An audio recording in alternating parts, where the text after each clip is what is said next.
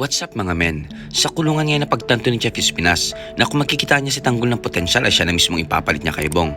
Sa kabilang banda, sinabi naman ni Ramon kay Monique na simula nang makita niya ito ay alam niya nang mapapasa kanya si Monique at makakasama niya habang buhay. Nagsimula na nga rin ang masamang plano ni Augustus at ito nga yung pagpatay kay Primo at sa kanyang mga kasamahan. Habang papunta nga mga kapulisan at ang grupo ni Primo sa bagong bilibid, ay di nila inaasahang tambangan sila ng mga tawan ni Augustus. Dito nga pinagbabaril nilang sasakyan kung saan nakasaya sila Primo. Labis naman ang galit ni Tendeng dahil sa narinig niya kay Tess na hindi nila pwedeng dalawin si Tanggol dahil ito ang utos ng kanyang asawang si Rigor. Subalit hindi sumang-ayon si Tendeng dahil hindi nila alam kung anong nangyayari kay Tanggol sa loob ng kulungan. Sa kabilang banda, inutusan naman ni Chief Espinas ang grupo ni Bong upang itumba si Congressman Sevilla. Subalit siya di inaasahan ay nabaril nga din itong si Bong. At dahil sa natamang bala nga ni Bong ay pinagpahinga muna ito ni Espinas, agad naman niyang pinatawag si Tanggol at sinabi na gagawin niya itong hitman kasama si Bubbles.